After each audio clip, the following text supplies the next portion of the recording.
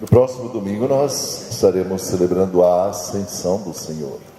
E mais um domingo, dentro de 2 semanas, estaremos celebrando Pentecostes, manifestação plena do Espírito Santo no meio de nós. O Evangelho de hoje tem 2 palavras que nós precisamos aprofundar. A primeira nos fala dos mandamentos de Deus e a segunda nos fala do Espírito Santo. Mandamentos de Deus. O povo por si não tinha uma ordem, não tinha parâmetros para seguir naqueles tempos antigos. Deus então dá através de Moisés os seus mandamentos. E ele diz: vejam, se vocês seguirem isso que eu vos ensino, sereis felizes, sereis pessoas realizadas, vocês serão pessoas humanas, com a imagem e semelhança de Deus. 10 mandamentos, lá no alto do Monte Sinai, a mão de Deus aponta para a pedra e vai lapidando o decálogo, as 10 palavras que compõem os mandamentos. E Moisés apresenta ao povo. Não adiantou muito, um povo ainda feroz, acostumado às suas próprias leis, dentro de um sistema de violência e paganismo, não conseguiu assimilar muito bem esses mandamentos. Para não dizer, não conseguiu assimilar nada, quase nada. E é preciso então que Jesus Cristo venha e através dele chegue até o homem o Espírito Santo. A descida do Espírito Santo vem através de um pedido de Jesus. Ele está para ir embora. Eu estou para partir. Um pouco de tempo vós me vereis, depois não me vereis mais. Mas eu não vos deixarei solitários, sozinhos e desamparados. Eu rogarei ao Pai e Ele vos enviará o Consolador, o Espírito de verdade, que vai vos iluminar e auxiliar. É um pedido de Jesus que vem o Espírito Santo. Diferente do Espírito que está no mundo. E é isso que nós temos que entender. Os mandamentos de Deus. Deus colocou tantos mandamentos belos e o homem tem tanta dificuldade para segui-los. Por isso o Espírito Santo vem em nossa ajuda para iluminar nossos corações e mentes, para que a gente possa cumprir esses mandamentos. Se nós fizermos uma análise de alguns, poderemos já ver que mesmo nos dias de hoje, os valores estão emborcados. Não matarás, diz um dos mandamentos. Mas o que nós temos visto nos dias de hoje? Toda forma de criminalidade, basta ligar o aparelho de TV, basta abrir a internet e as notícias estão ali. Uma criminalidade muito forte. Pessoas gritando, fazendo passeatas e dizendo: queremos que seja aprovado o aborto, por exemplo. Vi uma mulher recentemente gritando: eu sou dona do meu corpo, posso fazer o que eu quiser. Muito bem. Ela é dona do corpo dela. Em primeiro lugar, nem tão dona assim, porque aquele corpo foi emprestado a ela para que ela fizesse a sua experiência de viver. Ela não é totalmente dona desse corpo. Foi Deus quem lhe emprestou. Em segundo lugar, aquele corpo que cresce dentro dela não pertence a ela. É uma forma distinta que está crescendo e nascendo. É um novo corpo, uma nova vida, a qual ela não tem direito. Na França, por exemplo, uma mulher faz o pré-natal, o seu acompanhamento. Se o médico não descobrir, se ela tiver gerando uma criança que tenha alguma deficiência física ou mental, se o médico não descobrir no pré-natal, quando essa criança nascer e apresentar uma deficiência, a mãe poderá processar o médico, porque não percebeu e não fez o aborto. Portanto, até isso, nenhuma criança com uma deficiência não pode mais vir ao mundo. em alguns países. Ela terá que ser eliminada. Isso é matar, isso são leis de morte, não de vida. Isso contraria o mandamento de Deus: não matarás. Hoje nós vemos notícias que nos deixam encabulados. Vi semana passada um menino um moço de 19 anos que foi preso porque matou um beija-flor. Certo? Nós, franciscanos, pertencemos a uma igreja cujo padrinho é o patrono também da ecologia. Nós defendemos toda espécie de vida, a preservação da natureza, da vida animal, o carinho que temos de ter com as criaturas que Deus colocou junto de nós, vivendo, convivendo e interagindo. Nós somos a favor de que se maltrate e mate os animais. Porém, nós temos visto algo que nos choca. Um homem que mata um animalzinho vai para a cadeia e tem dificuldade de sair. O outro que mata um ser humano fica lá preso um dia, meio-dia, vai embora, fica solto, matando mais. Quando você vê uma notícia de alguém que cometeu um homicídio, lá você já vai ouvir em seguida: e essa pessoa já teve tantas passagens pela polícia por homicídio, mas está solta. Vi um relato interessante há poucos meses atrás, longe daqui, de um senhor que tinha um pequeno rebanho, e esse rebanho estava sendo dizimado por um animal selvagem. Ele estava empobrecendo, o ganha-pão dele iria desaparecer, e ele um dia conseguiu matar esse animal selvagem que dizimou metade do rebanho dele e mataria o restante. Foi preso, está na cadeia até hoje. Mas aqueles que matam o ser humano, pais que são mortos pelos filhos, pessoas que se envolvem em todo tipo de delinquência, não estão detidos, passam simplesmente, registram-se e pronto. Isso significa que entre nós, na humanidade, a vida humana não está tendo o valor e a dignidade de filhos e filhas de Deus.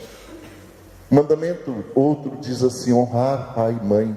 O grande problema de hoje está na família, porque quando a família falha, tudo falha. Nós sabemos disso. Os grandes problemas da humanidade atual a raiz dele está na família.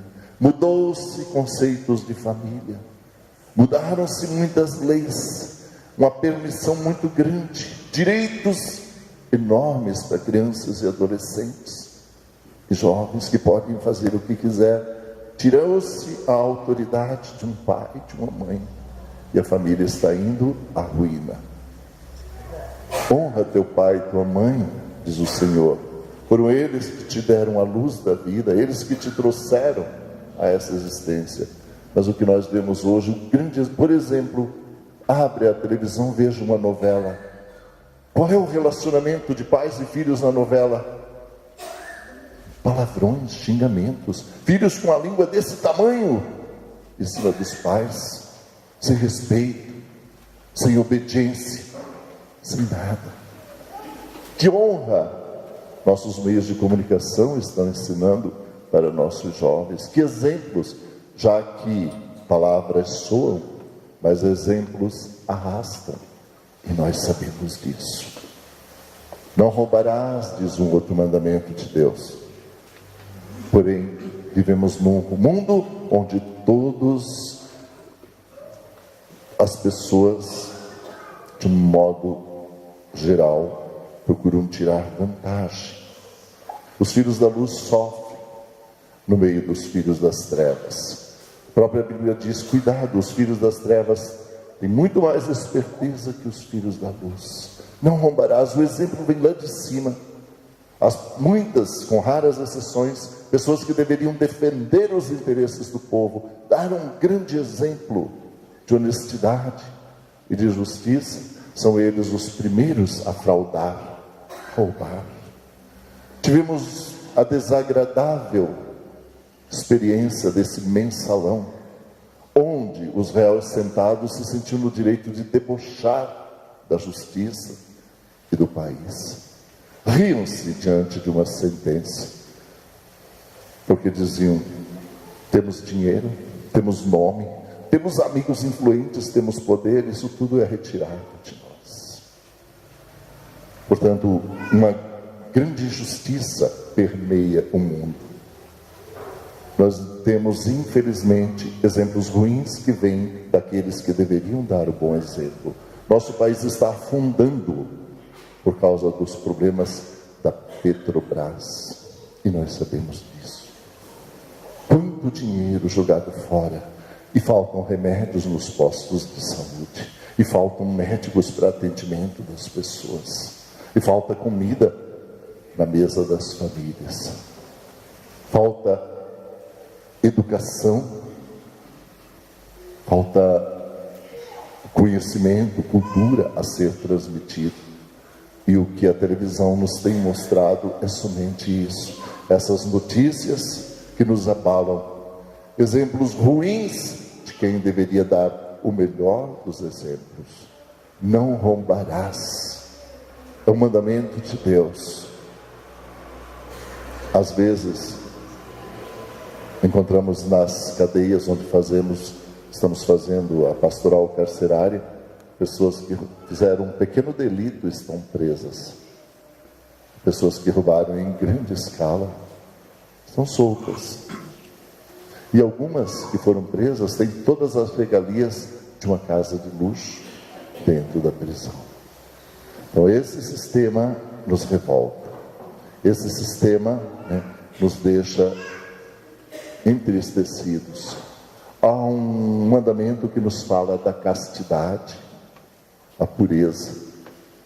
Como é que o homem de hoje vai poder fazer frente em sua vida diante de tanta provocação sexual, um apelo tão grande à sensualidade, que vem através das bancas de revista, bombardeado de todos os lados por imagens sensuais, na televisão, por emborcamento de valores morais, na internet, abre a página, não aciona nada, mas já vem um monte de imagens e notícias que ele não pediu para ver, simplesmente aparece, e praticamente todas direcionadas a um apelo sexual.